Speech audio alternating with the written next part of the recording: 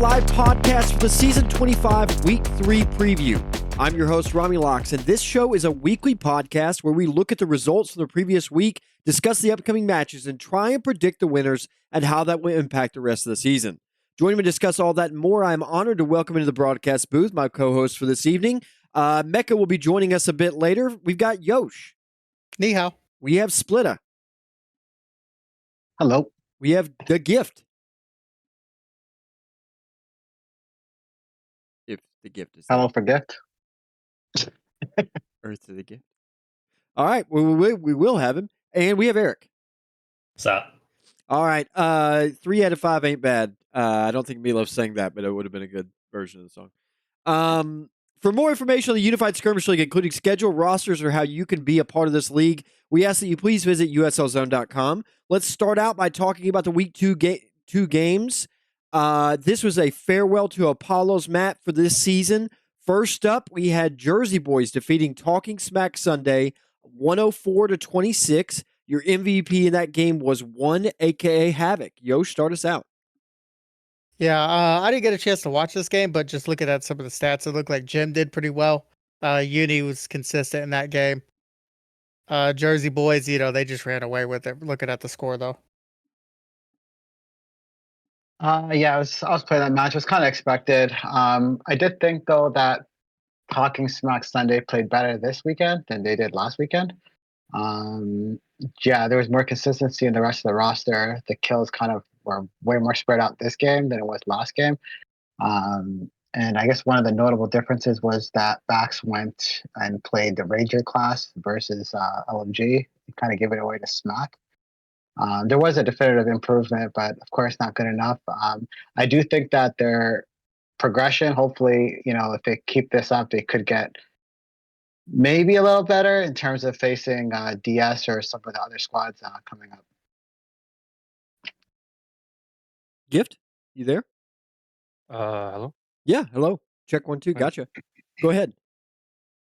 Yeah, I didn't watch this match either because we were being warming up for our match, but it looks like Leo had a really good game and definitely to be expected. It's going to be a long season for TSS, so good game by Jim. Look in the stats. Uni, same thing, but yeah, it's what we expected.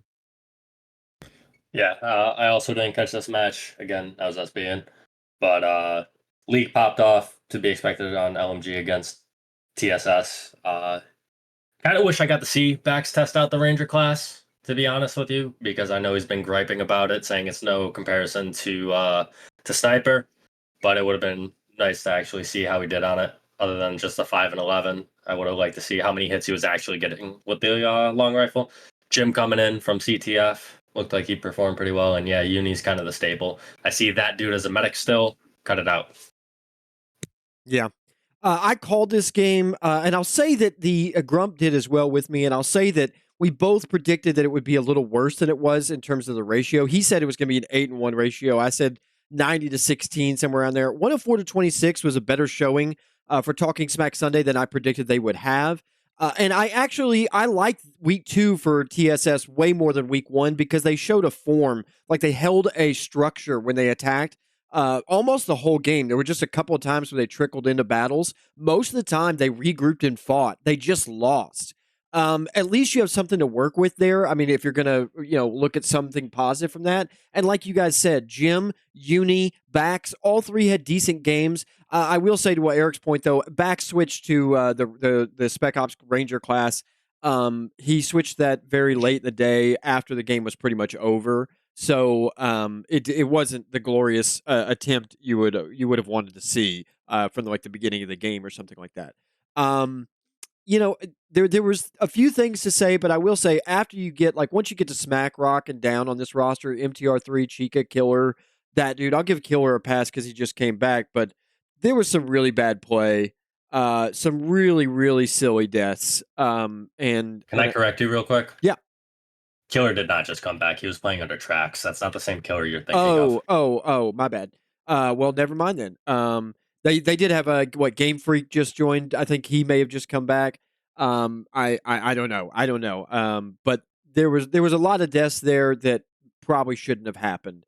and it led to them just getting routed in an 8v6 or 8v5 even when they were actually fighting with who was left. So a lot to build on for TSS, but we'll look to see what they do after this week. Next up, we had Jersey Boys defeated Splittah 48-44. Your MVP in that game was Pister. Yosh? Yeah, this was a nice competitive game for pretty much the whole entire time. The only thing that sucked about it was Jersey Boys ended up going back inside their baseline at the end of the 3 minutes, doing what they do, taking advantage of rules, stuff like that. It's the same broken record. They had the game won. They just fought them out. They could have taken a better position and just beat them. There's no reason to do that kind of stuff. But this is what you can expect from that team. Okay. A few things there. Splittah, there's a lead in, buddy. Yeah, it was a close game. I did expect it to be close. A few things that I didn't expect. Obviously, I thought at some point Splittah would get the lead. And that's when I kind of assumed that we would be pushing their base at some points. We did in the end. They'll keep pushing. We pushed twice to their base. It was competitive. I heard people say, "Oh, this was a camp fest type of match," which doesn't make any sense. I mean, we're right in the middle, back in the map, pretty much the whole time. As for the last minute and a half, because apparently that's where the controversy that Yosh is talking about comes from. I don't see. Well, first and foremost, there's nothing wrong with what Pister commanded, and the reality is that every match when someone's up, we already know what happens the last minute and a half. They usually run way north to the corner, basically to a point where the enemy won't make it on time. It's always typical, and that's across the board with every match. Happens to all of us. So I don't know why it's like such a surprise. So going into your baselines is okay, Split.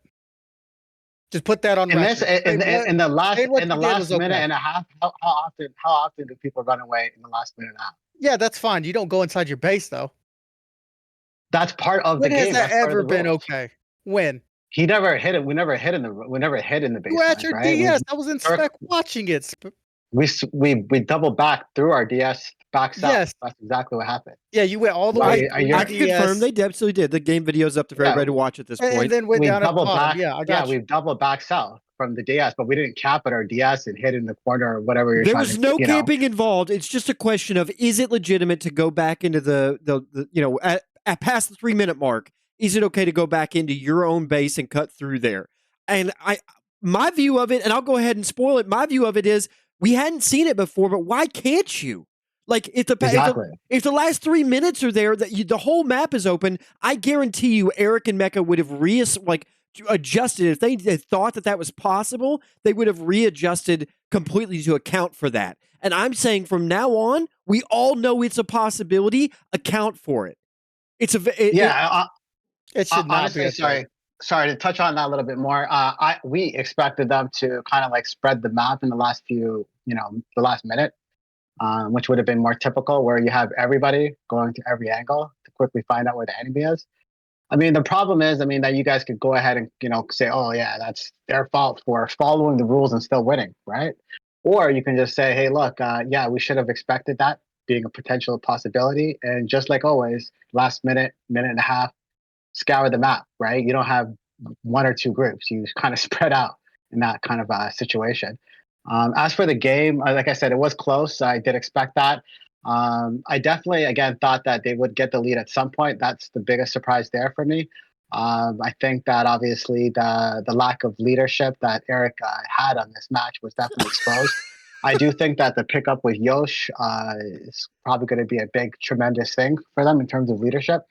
I don't understand why they kicked Sabo, right? And I think there's a few questions in regards to that already.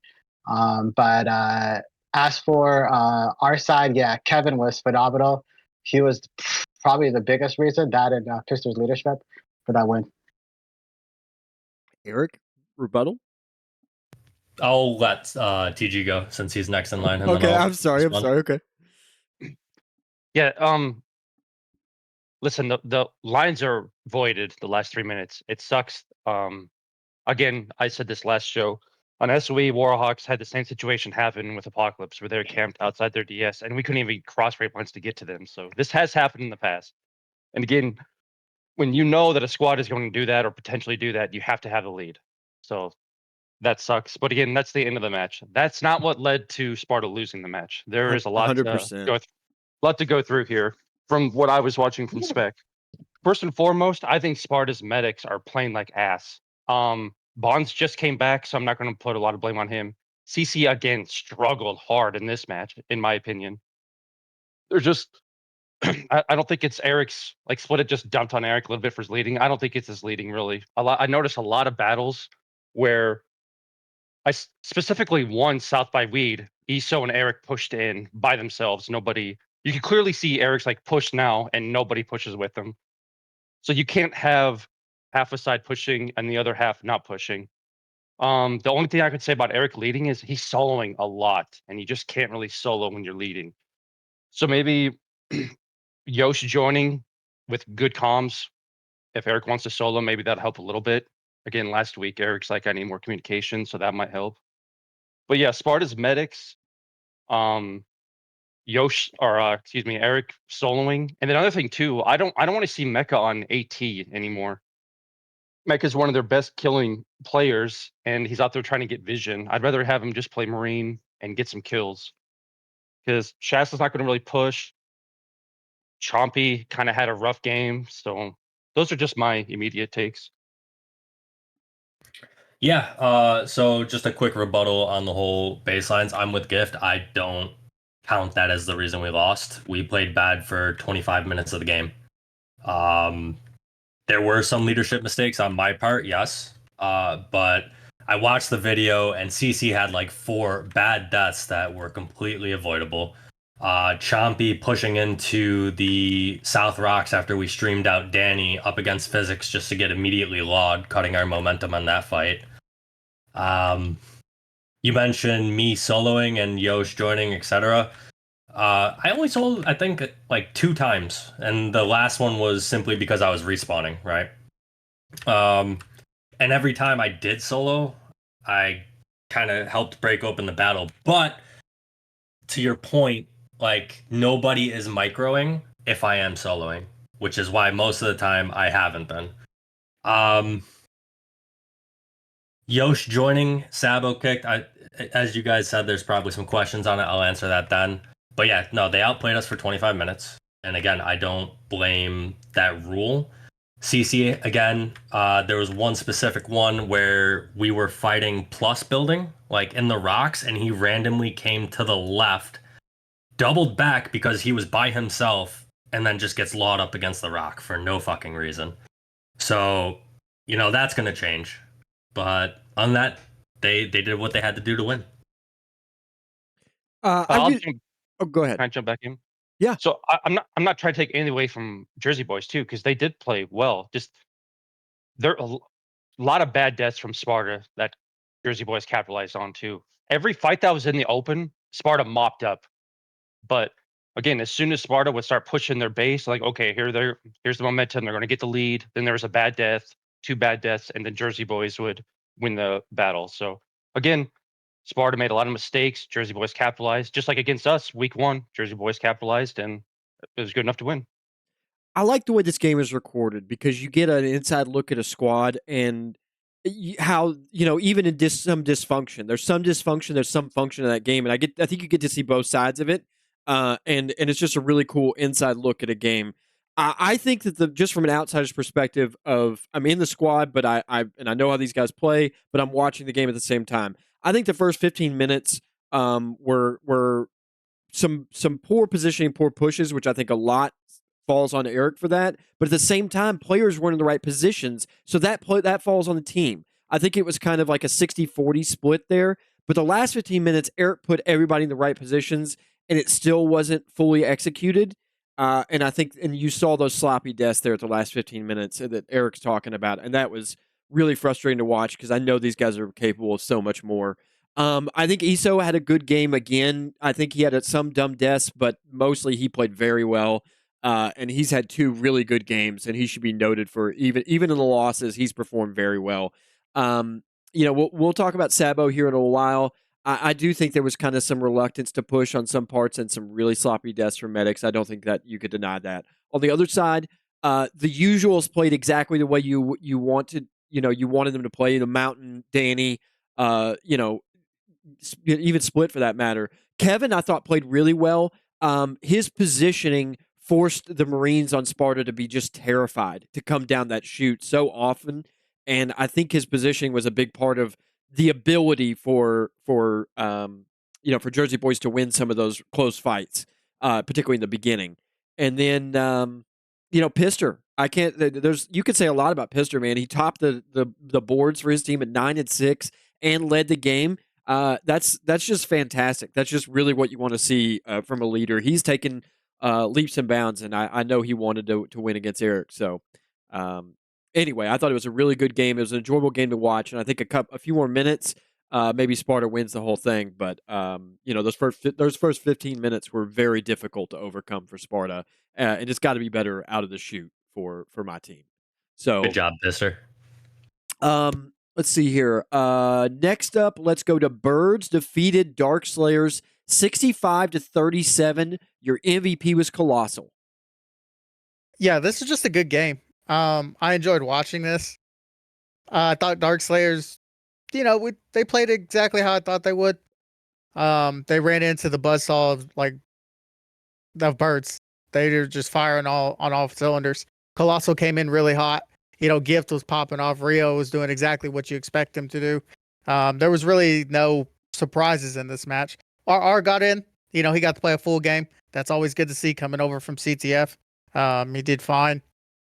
From Dark Slayers, Typhoon went 8-8. That's perfectly fine. Chuck went 7-7. Tyrael had a little bit of an identity crisis on which class was best for him. He's ended up switching from Nader to Demo, and it just didn't seem like it was too effective.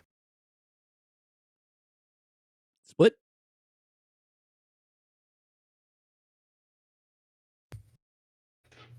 He's AFK in the garage, Okay. dude. Yep. He's Let's- muted, I think. Let's go to Gift while Split works out his audio. Sorry. I just realized I was muted. I was talking. The first 15 minutes of this match I thought was a lot better for Dark Slayers. And then you could see around that 15-minute mark, a little past that Birds just completely took over. We did kind of expect it to be kind of within a 30, maybe even 40 kill margin for Birds. So that was not surprising. But again, I do think that Dark Slayers definitely did put up a better performance than most of us thought would have happened.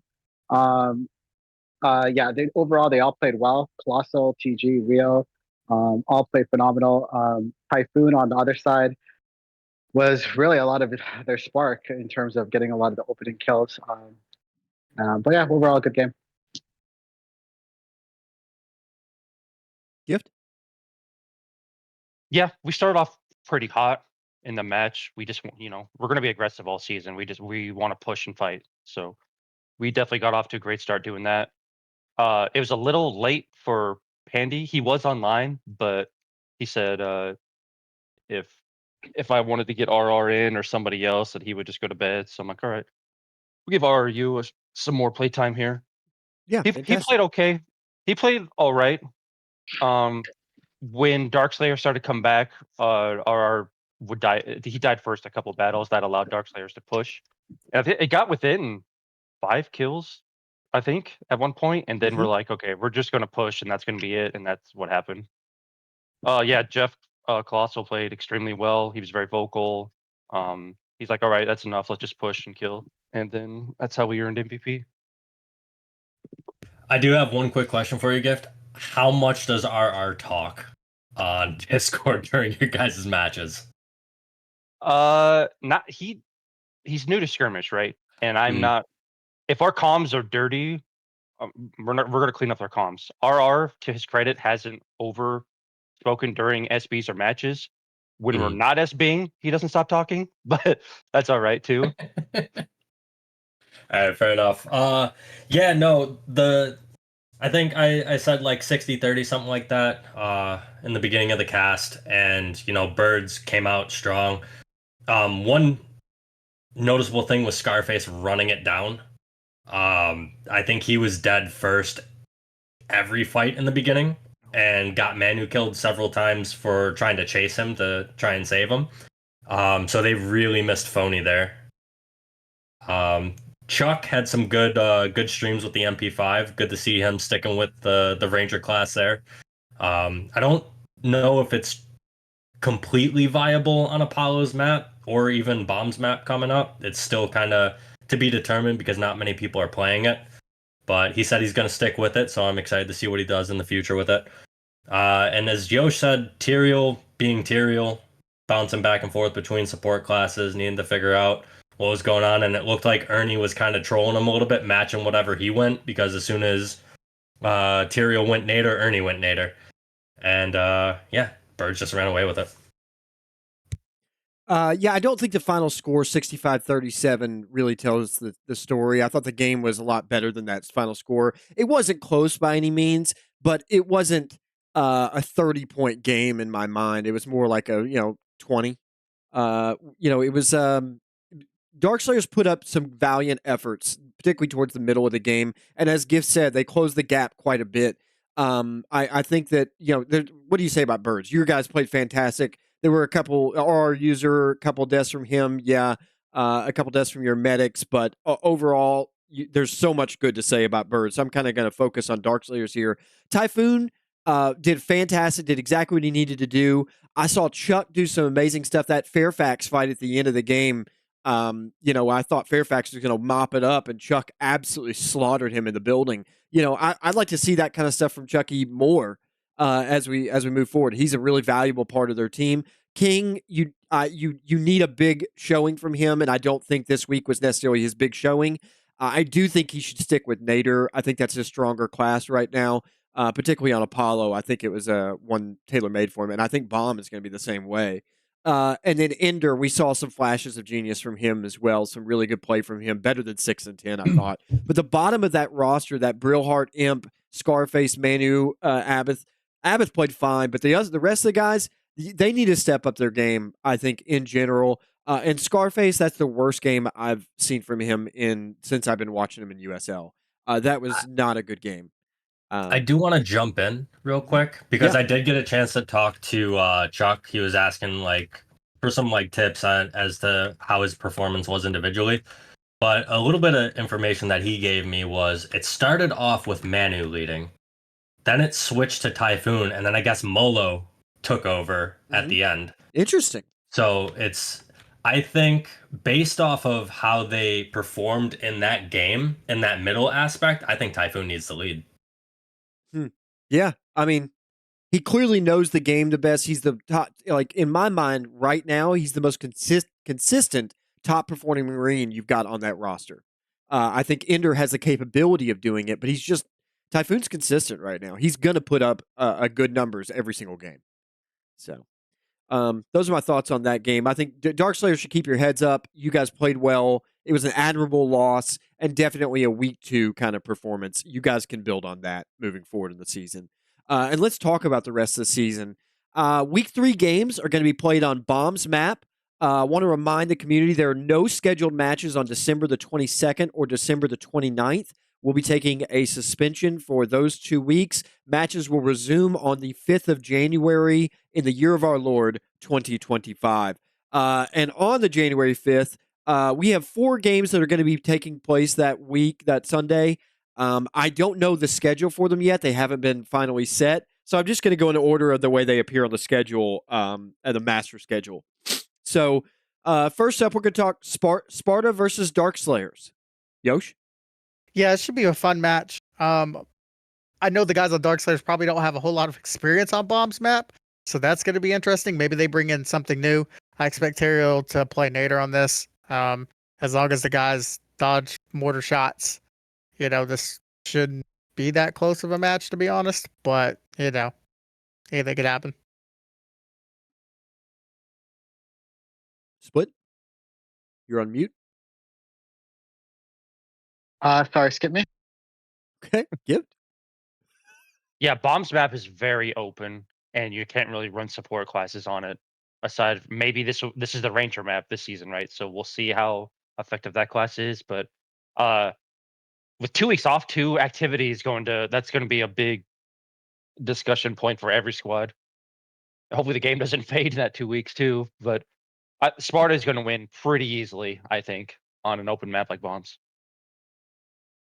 Yeah, I will say open maps are definitely in our favor. I will say based on how we've played, it can potentially be a close match, but the ego within me says no, it's not going to be. So again, with Yosh helping on comms, it's going to be a much different look. Yeah, there's no question. This is a do or die match for Sparta. They've got to get it together for this game. This needs to be a decisive victory, and if it's not, there's trouble in River City for sure. So, moving on from there, let's talk about Birds versus Talking Smack Sunday. This is the rematch there. Also, I'd just like to add some breaking, maybe sad news, maybe good news, depends on how you look at it. Bax has left TSS. Yosh? Oh, He's going to rejoin. well, if he left TSS, I wonder what happened there. Maybe he's moving on to bigger and better things. But without backs there, this is gonna be a big oof. I'm seeing like 70 kills, like in the difference. I think it's still going to be 70 kills regardless. But yeah, Back's definitely going to rejoin. Yeah, that's pretty much it. This is going to be Bird's best map, I think, because it's extremely open, and we're just Mhm. going to push a whole match. So yeah, it'll be ugly. We'll try to get everybody some playtime. Eric, Yeah, anything else? I see this being like 100 plus to like 10 to 15. I don't think TSS even breaks 20. Especially if Bax isn't there to help them out. But as I said, he's definitely going to rejoin. He doesn't have any other options at this point. All right. I don't disagree with anything that anybody said. So let's move forward to Jersey Boys versus Dark Slayers. Anything This could be different there? really interesting. Really, really interesting. Are Jersey Boys gonna push them the entire time? Right? Are Dark Slayers gonna adjust to the map a little bit and kind of play it differently than what I think they're gonna play in the first match? So Yosh, that's the question. Do you think it matters? We don't know the schedule of these games right now. Who do you think would be better for them to play first? I think you have two different styles, but I think if both teams come out and try and push Dark Slayers like just like recklessly, you're gonna see an upset in one of these games. Right? Dark Slayers isn't a bad team. They have competent players, especially if they figure out things on the leadership front. You're gonna see a surprise. Yeah, I agree with Yosh. I said that in the beginning as well. Once I saw their roster, they definitely have the upset capability. Um, Even the Birds match, they're on the weak side and they're within a 5 kill margin at some point. If they play their cards right, yeah, they could definitely cause an upset on any squad. I believe that. As for our match with them, yeah, I think depending on how Menu or Typhoon plays it, it could be relatively close at some point in the match. I do think that in the end that we'll win. The margin probably being maybe within that 10 to 20 kill margin at the bare minimum is what I'm expecting. Okay. Anybody else on that one? Uh, I can maybe see Tyrael playing Ripper on this map. I think Ripper could be okay on this map. We'll see. Again, it's very open. You're not going to be able to play Nader effectively on this map. We'll see. Again, with Chucky playing Ranger, we'll see how effective that is. I could see SV absolutely popping off for Jersey Boys on this map. And I still think Jersey Boys takes it over Dark Slayers. Okay. Eric? Yeah, no, I think Jersey Boys takes it. However, kind of like what Yosh was saying or what you guys brought up, I think it does matter who they play first. If they play us first, they'll get used to the pushing. If they play Jersey Boys first, they're gonna think that everybody just wants to hide. So I mean, it's gonna be really dependent on who they play first as to how they're gonna kind of perform in the second match. But Jersey Boys should win by 30 to 40. I don't disagree. I think Sparta and Jersey Boys should pick up the win, but like Yosh said, this is the prime week for an upset, Dark Slayers. If you're going to get it, especially after 2 weeks off, maybe if they practice a lot, this would be the week to snatch one.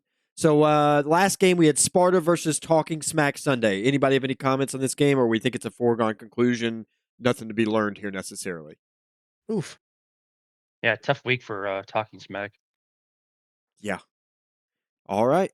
We got a few questions. Let's go to the mailbag. This is the Sparta special edition of the mailbag, apparently. Oh, yeah. Lots of questions this week. Some will be directed right at Eric, but everybody feel free to jump in. Question number 1. The Jersey Boys camping strategy is clearly unmatched and unparalleled in U.S. history and also unbeatable. Can you name a way to counter such genius-level tactics, or should we all just bring tents next time to join in? Get the lead and they're screwed. Yep. Just get the lead. That's the plan. Okay, so the idea is you just can't let them get into the driver's seat. You have to take the lead and then make them come to you. So you have to camp the campers. No, not necessarily. They're not going to come to you. Like once they get down, and that's it. I mean, honestly, I think after last match, that whole camping thing is like, I think that whole thing is a myth. Do you mean after you ran back into base like scared children? Is that we got the lead, but how about the rest of the 28 minutes, right? The bottom line, how many kills were played throughout that match? Okay. You can't get 100 kills across the board. I saw us pushing you a majority of the match. Where were we? You guys pushed like twice. In the middle. We pushed you guys too, right? Even with the lead, which says a lot. Twice. Debatable. We don't have to push you, but the reality is that on this side of the map, you really don't have any options, right? You can only stay way north or at wheat area, and we chose the wheat area to fight you guys head on. You guys knew exactly where we were. There was no hiding, like you were trying to say that we hide. You knew exactly where we were the whole time. But nonetheless, yeah, it's a myth. It's a myth. Okay. Gift, any pearls of wisdom on how to beat camping? Well, again, the first battle is always important. Jersey Boys will not win fights in the open. That's just how it is. I know that sounds harsh, but that's the truth of it. I'm not worried about Jersey Boys at all this season. They got us week 1 when we haven't played the game in a month. That's fine. But in an open fight, they're going to get shredded. All right. Anybody have any other comments on that? Moving on to question 2. All right. Sabotage dropped a highlight reel performance on Sunday for Sparta, only to get booted off the squad for his efforts immediately after. Did they really expect him to 1v8 his way to victory in that game, or were they just mad that he made the rest of them look bad? And with Eric going 16-13 and Mecca going 11-13 against the 2 top-tier squads this season, is that all the evidence we need to say that they aren't as good as they advertise without being carried by Sav and other great players from past seasons? All right. So first and foremost, I've said this about everybody that leads other than Sav. Your play takes a hit when you lead, right? As for Sabo, if you actually watch the tape, he had a lot of bad deaths in that game. There was one, if you listen to the recording and hear Iso complain about the left team letting them cross, both Sabo and Iso decided to abandon the left to charge immediately right across that top east rock and get focused out because they decided to take a bad angle when they could have just focused on the team from the side they were on. So that's on both of them. And then Sabo and CC both catching a 40. But at the end of the day, Sabo got the boot because everybody else, I'm not going to boot the guys that I promised to help kind of like coach and learn, right? So like the Nexus Core, Ace, Posty, CC, because as unreliable for the most part our meds have been, we still need meds. 3 players that weren't on Nexus, I want to point out. I said the Nexus Core. Oh, Nexus. Okay, I'm sorry, I misunderstood you. Okay, sorry. Yeah.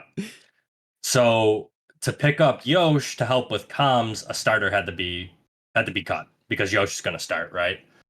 And I'm not going to kick Iso. I have chemistry with him for many seasons. I'm not going to kick Shasta because he also has a lot of chemistry with us and Yosh in general. So the outlier was Sabo. Did he put up kills? Absolutely. But at the same time, he had a lot of deaths too. Some of them my fault. I agree, but he didn't play as the SOE Sabo. He kind of looks like Splittah. He has flashes of his former SOE days where he looks great. Other times he's just kind of out in no man's land. I feel like Sabo. Well, there's a few things there. Sabo, I feel like in that match played probably one of the best in terms of overall impact on their side. Of course, he had a few bad deaths, but I saw that across the board for the whole team. Like you saw, even with the med department, there was a lot of bad deaths. Even Eric himself was having a lot of bad deaths. So you can't just pinpoint and say that Sabo had a few bad deaths and that's the reason why we would have to kick him, right? Not only that, but also how it was done. From my understanding, he like kicks Sabo and doesn't even like talk to the guy. It's pretty savage. Which kind of goes back to what we kind of thought about Eric in terms of being a captain. Kind of like just the basics, having some respect, for one. The bare minimum, making sure that the player at least knows what you plan. But with that being said, Sabo, you can find a good home here if you have any issues in the future. Sabo joined Birds, dog. Sabo joined Birds. Wow. He's going to want to join a Man. team that actually pushes. So let me talk a little bit about this. One, I think this sucks because I wanted to play with Sabo, to be honest. I when it happened, I PM'd Eric and I was like, "You kick Sabo?" And he's like, "Yeah, dude, I got to make room for you if you want to start." And that's kind of the whole reason that I was brought there, right? I didn't plan on playing this season, to be honest. But when Mike asked me to, of course I'm going to. Or when, Envy. So that'll be interesting to see. Yeah, it sucks, man. Like, I wanted to play with Sabo. I've never got a chance to play with him. So, that sucks. I do think that he landed in a good spot, though. I think he brings a lot to Birds, and he's probably going to end up being a starter on that team. Birds have had problems with Pandy, not playing to his best. I think you add Sabo, who's been solid from what I've seen over the past couple seasons, into their roster, and I think they upgraded a lot here. I think they're the ones that went out in this because I just think that he adds a solid player that's not going to run it down. Let me let Gift I'll go. add one more. Hold on, let me let Gift go as the capstone All of this, and he just picked the guy up. Let him make the final comments. But I do want to say I loved having Sabo as a teammate. I like the guy a lot. He's fantastic in my book. But I'm the worst player on my roster, so I don't make any calls. Eric does. Have you seen CC? He decides what he wants to do. And at the end of the day, he decided to go that way with it. So I wish Sabo the best of luck. I do think there's a chance that you release a championship piece for Birds. If it wasn't locked before, it might definitely be right now, because that starting 8 now is crushing. So, Gift, any comments for your squad? So I don't want to harp on him because I don't know him at all. But again, should Chompy be starting still? I haven't. You said last week that in SBs he plays very well, but I haven't seen it in a match yet. Sabo, Yeah. at least that has a ton of experience, right? So maybe Chompy should have ride the bench a little bit, keep Sabo in the lineup, and positionally, it's hard to correct. Bad deaths is hard to correct, but it's things that are fixable for Sabo. Sabo is a very chill guy. There's no drama, so he passed our vibe check for sure. Handy has lag issues, and then if there's later times because he's East Coast, that's kind of an issue. We don't think Kaga will show to a match. Nas told me he was going to be active, but then he hasn't showed up. So yeah, the thinking was to solidify that last Marine starting spot for us. Yeah, and I think you did it. I think Sabo can be great for that. It's kind of a gambit for Eric. We'll see if it pays off in the end. It'll be a really wise call. If it doesn't, he released the championship piece, and we'll find out as we go on. Let me jump to another question that'll kind of target Eric. He's got a couple more coming. With the recent additions of Bonds, Envy, and now Yosh coming to Sparta, Was a supposed Nexus Degeneration X crossover just a bait to get chompy? It appears all the Nexus guys, Bowen, Rom, Draco, and Stoink, are now being pushed to the bench and removed from the squad in favor of Degeneration X guys. How long till Bowen gets kicked for Sov? Is Rom now the 4-string medic when he deserves to be starting somewhere? This is blasphemy. This is madness. This is DX. It had to be read like that. Oh, okay. I like it. Well, kind of doubling back to what Gift was saying about Chompy starting. After last match, I completely agree with that based off of how he's played, because he does listen and he takes advice during matches or during scrims, but then it completely goes out the window come match time. I don't know what happened, but that's something we're continuing to work on with him. As for everybody possibly getting booted for DX people, no, Sov doesn't want to play, dude. And if he did want to play, yeah, he's got a spot. I'm not gonna sugarcoat it. I'm not gonna lie. If he wanted to play, he can. As for who would get the boot, it wouldn't be Chompy, it wouldn't be Rom, it wouldn't be Bowen. That's me, obviously. I'm the one that gets booted. Like, come on now. The better question is, will he tell everybody ahead of time? I mean, Nope. I wouldn't care. We're still gonna go play Marvel Rivals and stuff together. No, it's just gonna happen. I'll see you on Healer in 15 minutes. Yeah, exactly. Let me stick up for my boy Chomp real quick here, man. Everyone's dumping on him. I think he needs the experience. He I does. think this is a rough time, right? But it's not things that are unfixable. No. Like that's the issue. I think he still needs to be starting. Would I have kicked as a captain? Would I have kicked me for Sabo? That's a rough call, man. Like, would I have done it? I don't know. To be honest, I appreciate the like, honesty, Yosh. I do. I mean, Well, well, skill wise, no, I don't. Not skill wise, but team chemistry and comms, probably. Call outs, which is what Eric said he needed, and what he's already said tonight that he needed. He added you for comms, and I have to agree with him. He's right on that. Sabo was very quiet. Yeah, I mean, if you can hear it in the recording, a lot of the time it's just me and Mecca with spurts of ESO. And if ESO is like kind of talking, you know it's fucking quiet. Because he rarely likes to talk. So and there's been plenty of times where Mecca's solo, so nobody on flank is talking, right? So just having another vocal person who I trust is huge, and I think that bodes better than, as much as I love Sabo. Again, I played with him on Team Sabotage. Like, I like the guy, but I needed to clear up a starting spot. And Just that simple. Let me follow it up with this last question. Splittah, you can respond to this last question because I think it'll be right up where you're going.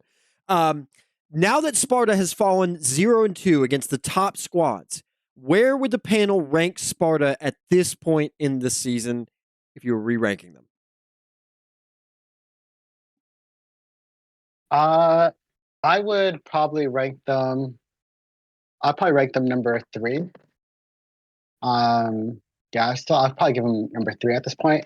As for like what we thought at the beginning to where we are now, I mean, the thing is that they're coming from a championship team that's been consistently been winning with Saab leading it. So there's always been rumors that would Eric or anybody from that team be as good without Saab, right? And I feel like still has to be proven. The reality is that they are 0-2 without Sav, which is obviously what it is. Eric, as much as he commentates and talks, he's definitely, I would have to say, that definitely the biggest shit talker I've ever seen in the game by far. So him specifically being in this situation, it is what it is. It is funny, you know. A lot of us are like looking at him like, this is the same guy that's always, harping on this person or that person. But now he's in the situation where, we were all in. And he's not having the season that he expected either. Right. So I do expect them to kind of pick up from here. But yeah, if things go sideways or keeps going downhill, there will be a lot more shit talk, I would imagine, to Eric's side. Listen, you think I'm the maybe towards you because it's really only you I talk shit to. No, you talk shit to everybody. Nah, mainly you. No, But you anyways, talk shit definitely to me, but you definitely talk shit to everybody. That's why right now it's you being on the hot seat. It's funny. but no, I agree. I agree with Splittah's take. Surprisingly, he's gonna fucking quote me on that forever. But right now, I put us at 3. With how we've played bad, what stands out to me is we only lost the Birds by 7, playing bad. We lost to Jersey Boys by 4, playing bad. So if I can right the ship, we can possibly. I don't think we beat Birds. And hands down, I don't think we beat Birds. But we can split that second game with Jersey Boys if we play our cards right. So right now, yeah, 3rd place. But we can push for 2nd. All right. When is Grump going to get on a squad? And why should I be forced to listen to that scrub if he isn't even going to participate in the league? That's the question. I like Grump. Who's picking him up? Where's he going? Yeah, I don't think he wants to play. Like, I didn't want to play this season. In fairness, that question was added when he was going to be on this panel, but he ditched us for CTFDL, so he doesn't even get to answer his own question. Oh, wait, is that going on right now? I think so. I think they're currently engaged in CTFDL. So apologies that I'm shit talking him while he's gone. Grump, we want you in the league, and I'll move on from there. Let's see here. Final 2 questions here. There was recently. Oh, okay. Okay, this is a contentious question. I know it ahead of time, but I think it's at the root of it is actually a pretty decent question. So I wanted to include it. There was recently an argument between Bax and our league administrator, Bowen, in which Bowen made some off-color remarks directed at Bax that aren't permitted to be spoken on YouTube. In response, Bax asked for Bowen to step down from his staff position, prompting Bowen to politely decline his request. After these comments, is Bowen fit to be league administrator? How should rule violations and infractions be dealt with when the person committing them is the league administrator? And should we look for someone else like Mecca, to be the league administrator, a person who could be unbiased and stable? And that is literally as the question was sent to me. So let me take this. Yes, go ahead. As somebody that's been an admin, right? One, it sucks. Like, should he have made those comments? No. Right? That is what it is. Do I think that Bowen should step down from that?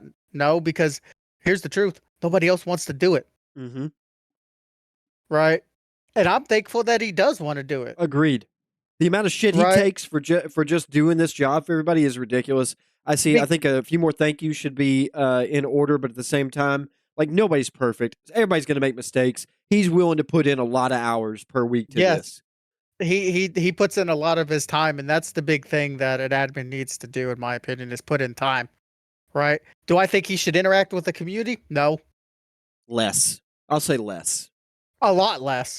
I don't think he should interact or do any of that stupid stuff, right? Because it just puts him in a bad position, and we talked about that. I don't know if any of you guys remember, and let's go down Rom's nostalgia lane here. When Cross was the administrator for SL, he didn't talk to anybody that wasn't on the alliance. He didn't talk at all.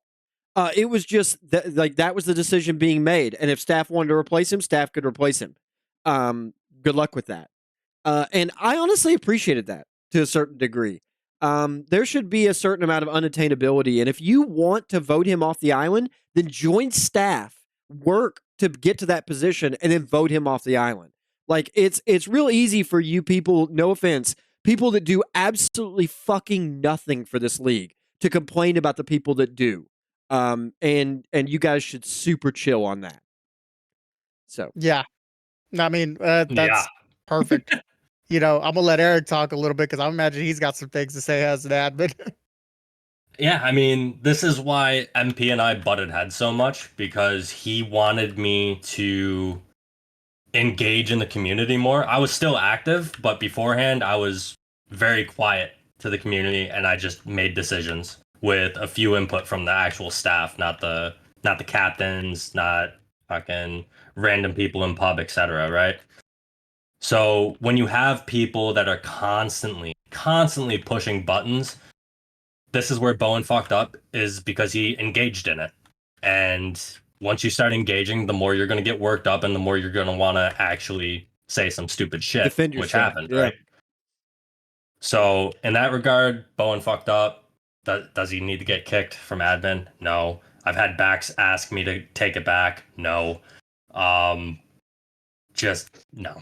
Bowen's fine. Let him do his job. Stop interacting with the retards of the community, Bowen, and you'll be fine. Gift or Split, any comments on this one before our final mailbag question? Bowen's a very nice guy. I think the shit that he's taking is not. It's unjust. I think Max is a shit starter. He pushes a lot of buttons. It doesn't make sense. And if anything does get out of hand, or there's supposed to be some sort of punishment, you have deputy admins. There's already staff members in place that could dish out any punishment and take over for a week or two or whatever. Yeah, I think Bowen's doing a great job overall. I mean, he's extremely active. He pretty much answers everybody's questions. Even if there's an argument, he spends time on listening to both sides. I mean, yeah, it's usually backs. He is a shit starter half the time. Any issues are being dropped on Bowen. It's always by backs. I don't really see anybody else complaining about him. Yeah. My final question is: we've done this a couple times. It's kind of just a hot take. Just tell me what your immediate thought is, and we'll just kind of go around if you have any thoughts that you want to add about him. Who would you rather have at this point in the season? First up, Nader. Would you rather have Kevin or King? Neither. I don't need naders in my life. You can say tactical. Can I if you add want. a third and say Nas? Nas? Yeah. Yeah. Okay. So Kevin or King, if you had to pick one between those two. King. Yosh, got a vote? I don't have a vote. Okay. I don't want to play with the Nader. Split? I'd say Kevin easily, hands down. I mean, he's already proven himself as a reliable nader in big matches. His mortars are on point. I do think that King might be slightly as better in maybe the 40 aspect, but yeah, breaking battles open, he's clutch. I kind of completely agree with your assessment. Kevin is the better mortar user. King is the better 40 user. It depends on what you want more, but I think that Kevin opens up more battles and he's more defensive. Overall, I think I'd take Kevin. Gift, any thought, or you just say screw the Nader as well? I agree with the mortar take for sure. Kevin hit mortars against us and Terriel didn't. So yeah, okay. Who would you rather have for LMG right now, ESO or Legacy? Ooh. I'm gonna I'll take that. Go ahead. Sorry. I mean, obviously, I'm going to be super biased with Rio because he's on my squad. He's extremely consistent on any class he plays. Since Kaga's inactive, we gave him LMG. He's been, like I said, extremely consistent. His comms are good. He doesn't rage. He doesn't tilt. He's extremely good.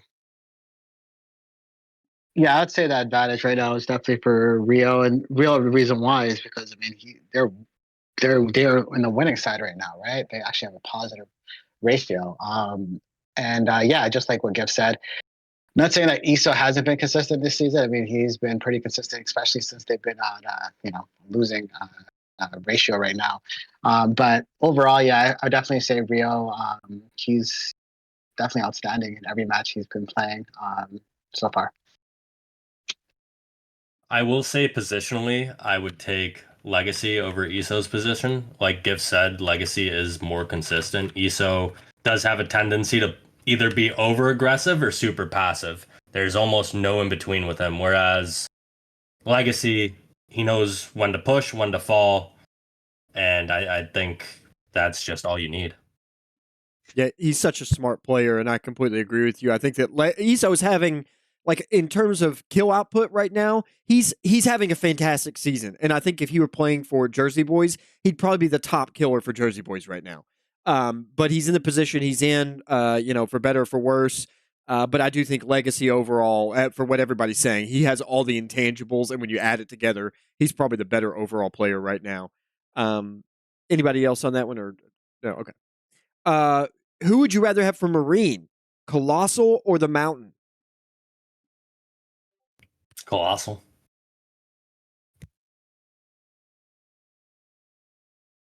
Yeah, agreed. Again, I'm going to be super biased, but if Jeff isn't tilting, again, he's very consistent. His lost snipes he's very good at lost sniping alongside Eric. His comms are good too. Again, I don't want super muddy comms on my squad, and all of our guys are vocal, but not over vocal. I think Jeff does a great job in that aspect as well. I agree with what you said, Gift, about his lost snipes are excellent. They have been for several seasons now, but you just notice it so much more when he's playing with a team like Birds. He gets some great picks. I think the Mountain is also having a great season, though. His focus fire is excellent. He's putting people down. I do think Colossal probably takes the edge, but this is probably the closest one in my mind of the players we talked about so far. But I do give the edge to Colossal. Anybody else? I mean, going back to the tilting aspect, both play very similar in terms when they tilt, because SV is definitely somebody that likes to tilt and PM people about who's fucking up on their squad. Again, definitely Jeff. Sorry. Okay. Who would you rather have right now for Medic, Havoc or Taco? Yosh? I know what you want to say. I mean, I wish Taco remained hot dog. Yeah. It's just, that probably settles the question right there, doesn't it? Yeah. So Oof on the name.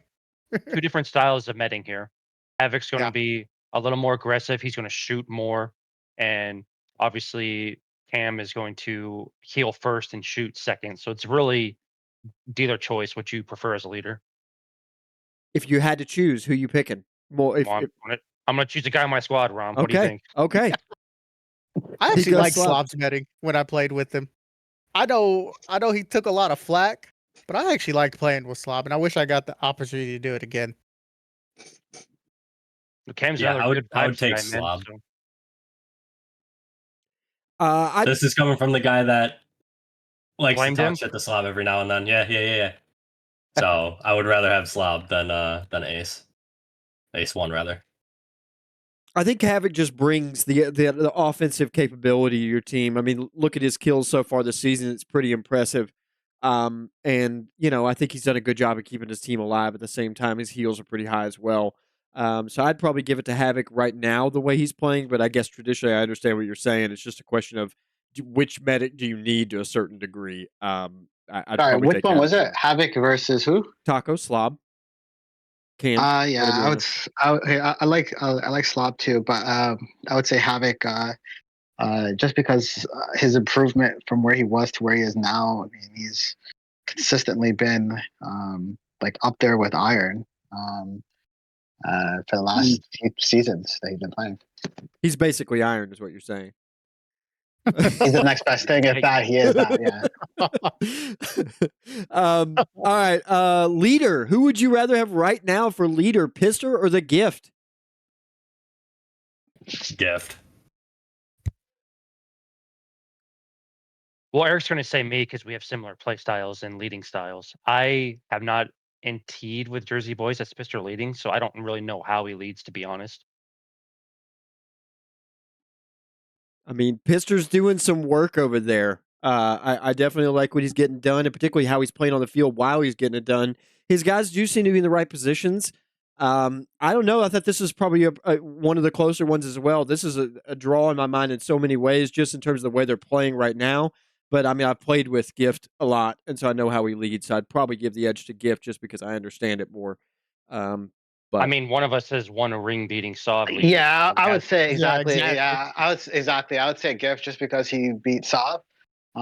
So he's technically, and that's the reason why they're the favorite as well, not just because they light up. Yeah, I would say Gift right now. Gift also sat me on the bench and walked me all the way to my first ring. So what can I say? I got to give it to him.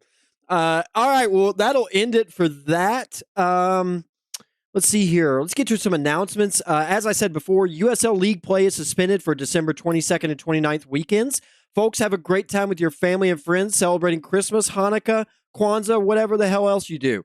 Mailbags questions. We want them. So send your questions to private message to me anytime you want. I will keep them anonymous if you ask me to. Also, any final comments from my panelists here? No? All right. That'll do it for USL Live, the Season 25 Week 3 preview show. You can play Infantry for free. Download the game right now on Steam. Just type Free Infantry in the search bar or visit freeinfantry.com. If you're interested in league play, please visit uslzone.com. Sign up on site where you can view rosters, schedules, and forums. Be sure to check out all our available videos on the Infantry Online YouTube page. Built and maintained by military police, feel free to relive the nostalgia anytime you want and going back and watching some of the past play from previous seasons. I'd like to thank my co-hosts for the show today. That'd be, let's see here, we had Eric, we had Yosh, we had Gift, and we had Splittah. No thanks to Mecca, that lousy no good. We'll see you next week in the new year, I guess, Mecca. Thank you to our executive producer, Military Police. This has been Romulocks, and you've been listening to USL Live.